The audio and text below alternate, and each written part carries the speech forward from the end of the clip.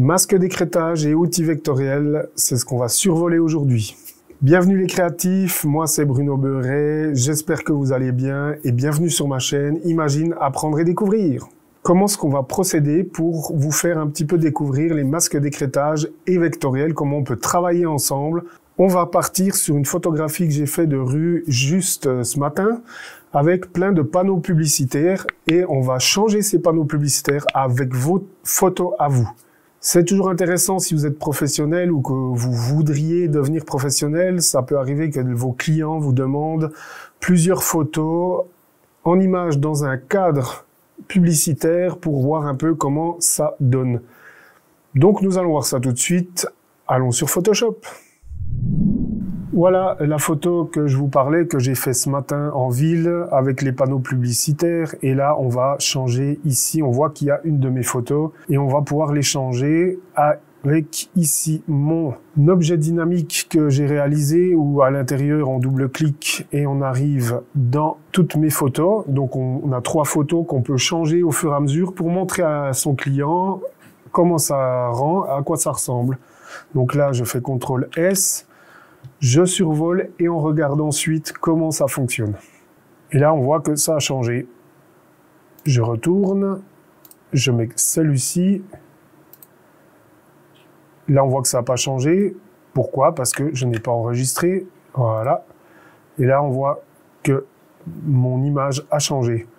Comme ça, le client peut bien se rendre compte avec vos photographies ce que ça va donner, leur publicité. Si on retourne et qu'on remet la première, on enregistre. Et là, on voit que ça a changé. J'ai mis un petit effet par-dessus car on voit que c'est beaucoup trop contrasté pour que ça ressemble aux autres panneaux publicitaires. Donc voilà ce que nous allons voir dans ce tutoriel. Alors comment est-ce qu'on commence? On va passer à l'étape suivante. On va voir ce que c'est qu'un vecteur. Si vous ne savez pas ce que c'est qu'un vecteur, on va passer ici sur Illustrator, donc qui est un générateur de vecteurs pour de l'illustration, faire des logos, etc. Donc là, il y a mon logo, je vous montre. C'est tout simple à comprendre. Ici, on voit que le haut de mon logo est en pixels. Donc c'est une image avec des bons vieux pixels comme les photographies de votre appareil photo. Là, on voit tous ces petits carrés, ce sont des pixels. Et là, si maintenant on descend sur le texte qui est vectorisé, on a beau zoomer, zoomer, on ne verra jamais de pixels parce que c'est plus une information, un vecteur, que des pixels figés comme une photographie. Donc, en gros, c'est des informations que l'on construit avec les outils de texte, de plumes, etc.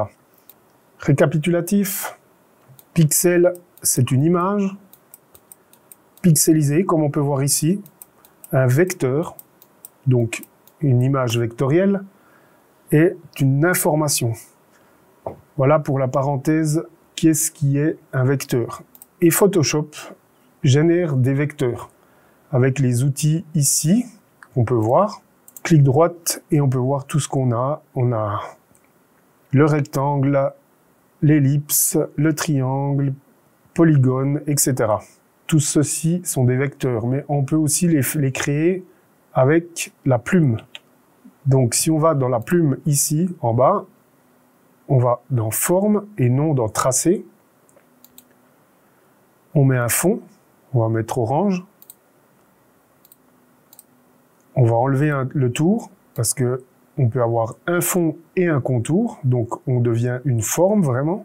Et là, si je clique, clac, clac, on voit que ça me construit une forme vectorielle qu'on peut déplacer. Et là, on voit qu'il m'a créé un calque de forme vectorielle avec le petit logo ici que vous pouvez voir qui représente vraiment un outil vectoriel. Maintenant qu'on a bien vu en gros ce que c'était qu'un outil vectoriel, qu'une forme vectorielle travaillée avec des outils vectoriels, on va maintenant passer dans ici les calques, couleur unie. Et là, je vais reprendre un orange. OK. On a notre fond uni. On a notre masque de fusion, comme tous les calques. On clique une deuxième fois sur le masque, on devient vectoriel. En temps normal, si je fais sur une photo, regardez ce que ça donne. Je vais désactiver. Je mets un masque de fusion habituel. Donc on peint avec un pinceau. Voilà, pour ceux qui connaissent. Si vous ne connaissez pas, j'ai fait une vidéo sur les masques de fusion, je vous la mettrai par ici.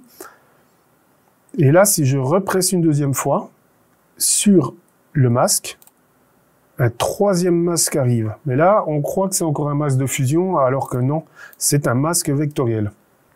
Je vais le supprimer, celui-là aussi. Comme c'est un fond uni, c'est devenu une forme vectorielle qu'on va passer maintenant en opacité 30, 37. Et qu'est-ce que l'on va faire? On va prendre l'outil plume. Alors, maintenant que nous avons mis l'opacité à 30-37%, on va bien sur le masque. Très important d'aller sur le masque, parce qu'il a généré un masque vectoriel. Ici en haut, on repasse en tracé, en mode de tracé, et non plus en forme. Bien faire attention à ça. Et là, on va ici détourer tout simplement le cadre. On va détourer le cadre le plus précis possible. Et là, vous voyez, le fond orange a disparu. Et regardez, il réapparaît juste dans notre sélection de cadre. Et là, on va remonter à 100%. Et là, on a une sélection de notre fond uni que à cet endroit-là. Maintenant, pour modifier ceci, on va presser A ou venir ici sur la flèche, clic droite, la flèche blanche. Pourquoi la flèche blanche? Parce que c'est la seule qui peut prendre les coins un par un pour les modifier. Alors maintenant, vous vous demandez pourquoi je travaille comme ceci. En fait, c'est simple, car là, on a construit une forme donc vectorielle, parce qu'on peut la reprendre à outrance comme on veut. Donc avec la flèche blanche ici, comme je vous ai montré, on peut vraiment la distordre dans tous les sens. Donc on peut être très précis ici sur le cadre. Donc si on zoome, admettons, voilà. On peut être très précis sur le bord du cadre. Voilà. Et c'est pour ça que j'aime beaucoup travailler avec les outils vectoriels pour les sélections, les cadres, les choses comme ça, pour pouvoir retoucher autant qu'on veut nos éléments. Ok. Alors maintenant qu'on a bien fait ce cadre-là, qu'est-ce qu'on va faire? À quoi ça sert au final? Et maintenant je vais prendre cette photo-là. Alors je déloque le petit loquet ici, je prends bien l'outil de sélection là, et je le glisse ici sur la vignette, je le pose dessus, et là, c'est un peu grand. Qu'est-ce qu'on va faire? On va redimensionner, on prend la petite poignée, on redimensionne, on la met à peu près comme ça, assez grand. Pourquoi je fais ça? Tout simplement, je vais créer un masque d'écrêtage. Donc le masque d'écrêtage, une fois écrêté, il va rentrer à l'intérieur de notre forme vectorielle. Je vous montre, si on va entre les deux calques ici en pressant Alt, on voit qu'il apparaît une icône avec une flèche et on clique. Et voilà, magie, on a écrêté, ça veut dire qu'on a toutes les extrémités de la photo ne sont plus visibles car elles se sont intégrées au calque du dessous. Alors si on reste ici sélectionné sur le calque du dessus qui est écrêté sous celui du dessous, on peut le bouger comme on veut, on est toujours bien à l'intérieur de notre cadre. Et voilà pourquoi j'ai créé une forme vectorielle qui est facile à bouger, vu qu'elle est vectorielle, avec ici l'outil de la flèche blanche qu'on peut reprendre les coins comme on veut. Voilà.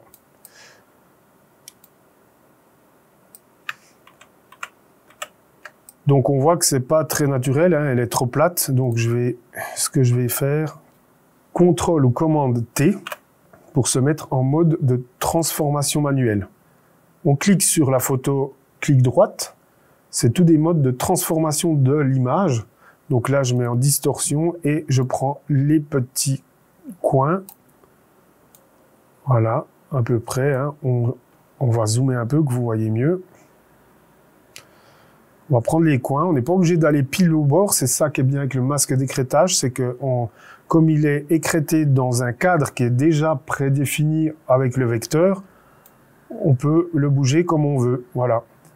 Alors ici, on va le mettre comme ça parce que j'ai envie qu'il reste un peu zoomé. Voilà. On va faire comme ça. Voilà. Je mets OK et là, on a vraiment l'impression qu'elle est dans la fiche. Et si on désactive le fond ici du vecteur, bah, l'image disparaît aussi, évidemment. Si j'enlève ici l'image avec l'œilleton, on voit qu'il y a la forme vectorielle que j'ai créée avant avec la plume. Maintenant, ce qui est puissant, ce qui est bien, on va rester sélectionné sur le fond vectoriel. On va prendre une autre image, celle-ci. On déloque, on clique, on glisse et on va sur ici l'onglet. On dépose. Et comme j'étais sur le calque fond ici et qu'on l'a mis entre le masque d'écrêtage et le calque, donc entre les deux, ça a recréé automatiquement un masque d'écrêtage. Et là, bah, je vais le mettre au-dessus. Voilà, bah, évidemment, il est trop grand. Et là, on reprend la petite poignée, on descend. Là, qu'est-ce qui se passe? Elle n'est plus là. C'est tout simplement quand on regarde ici le masque, c'est juste que votre photo est de côté, mais comme il est écrêté, on ne le voit plus, on le verra seulement quand on le déplace dans la forme vectorielle qu'on a fait en bas. Voilà. On refait CTRL ou commande T pour se mettre dans le mode transformation manuelle, clic droite, et là, je reprends. Alors, on peut prendre aussi perspective si on veut. Par exemple, perspective, et puis on fait un peu comme ça. Alors là, on peut aller que de haut en bas ou gauche à droite. Donc, clic droite, et là, je vais reprendre distorsion, c'est plus simple. Et là, admettons que, je vais zoomer un peu, admettons ici que je vais vouloir un peu plus large. On va dire à peu près comme ça. On va garder une certaine cohérence. Voilà. Voilà. Comme ça. Je clique droite sur la photo. Homothétie. Homothétie, ça veut dire que tout bouge en même temps. Quand on prend ici une petite poignée, on clique, on glisse, vous voyez, tout monte en même temps. Et là, je vais recadrer un peu plus large, comme ça. Et comme ça, on voit vraiment... Voilà, comme ça fait une belle composition. Hein. Le point de fuite ici au bord qui arrive sur le visage. C'est joli, on met OK. Et là, ben, si votre client désire regarder ce que plusieurs photos donnent sur l'arrière-plan, enfin sur votre panneau de publicité, ben, vous pouvez juste switcher entre les deux. Voilà, celle-là, celle-là. Ou même les inverser, tout simplement. Tac. Voilà. On peut même mettre la troisième maintenant. On clique, on enlève ici le petit loquet, on glisse, on met sur la petite vignette, on dépose. Et là, qu'est-ce qui se passe? Ben, il n'y a pas eu de masque d'écrêtage parce que je l'ai mis au-dessus de tous. Là, évidemment, il n'y a pas le masque d'écrêtage. Donc, qu'est-ce qu'on va faire? Ben, je vais déjà un peu la redimensionner. Voilà. Vous pouvez même travailler dans ce sens, hein, comme ça. On zoome. On fait commande T, CTRL T, clic droite, distorsion. Là, on va bien se mettre au bord. Je vais affichage magnétique, on l'enlève. Et on se met bien dans les bords. Vous savez quoi? On va même faire comme ça. On va les mettre ici. Ça, ce sera un peu plus large pour vous montrer un peu. Je pense que c'est assez symétrique, c'est pas mal. Ok, regardez. La petite icône apparaît, je clique. Hop, instantanément, ça arrive en masque d'écrêtage sur le fond vectoriel. Et voilà. Donc maintenant, vous pouvez présenter à votre client un peu ce que ça donne. Et vous, voilà, vous arrivez première, deuxième, troisième, tout simplement. Donc voilà, une fois que tout ça est fait, maintenant, ce qu'on peut faire et comment ce qu'on va faire pour les rendre un peu plus opaques. Parce que là, on voit qu'ils sont très contrastés quand même, les images, et c'est pas aussi réel qu'à côté. On voit hein, que c'est plus opaque, c'est mat. On dirait que c'est mat, hein, qu'il y a un vert devant. Alors, comment est-ce qu'on va procéder? On va déjà cliquer sur le premier et on va cliquer sur le premier et jusque sur le fond en pressant Shift. On a tout sélectionné et là on fait clic droite et on va dans convertir en objet dynamique. Qu'est-ce que c'est qu'un objet dynamique? En gros, ça regroupe tous ces calques-là dans un calque qui est bien ici et ça devient une image virtuelle. Et à l'intérieur de cette image virtuelle, on a tous nos calques d'avant. Et pour les récupérer, pour les revoir, on double-clique ici sur l'icône qui veut dire que c'est un objet dynamique. On double-clique. Et voilà, on a réouvert l'objet dynamique. Donc si maintenant je veux cette photo-là, je fais commande ou CTRL S pour enregistrer l'objet dynamique.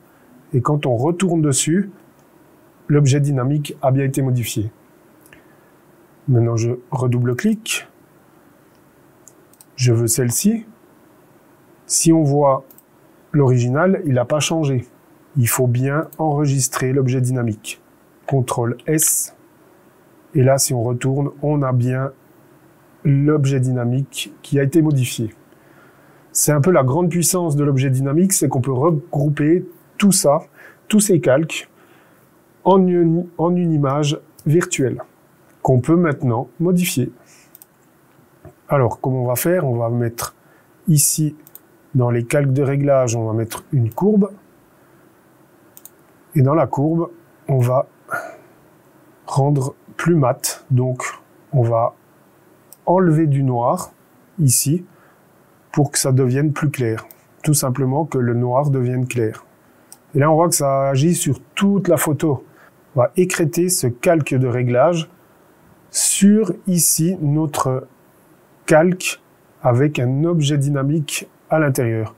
Alors, je vais juste renommer ça portrait avec S parce qu'on a nos portraits dans cet objet dynamique. Et là, on va entre Alt et on voit, ça fait clic et voilà, on a regroupé ici.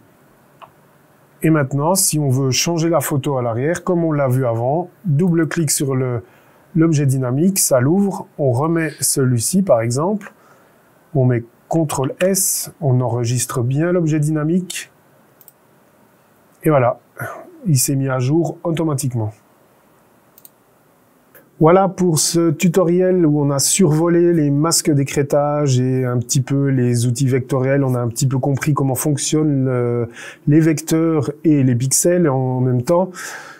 Et comment les masques d'écrêtage peuvent être utilisés avec une forme vectorielle. On a pu voir aussi comment on peut passer d'une photo à l'autre dans un panneau publicitaire pour montrer à ses futurs clients ou à ses clients ou même à vos amis comment ce que ça donne avec vos images en plusieurs fois et on a mis un petit effet dessus. J'espère que ce tuto vous aura servi et n'oubliez pas, tout le monde est créatif.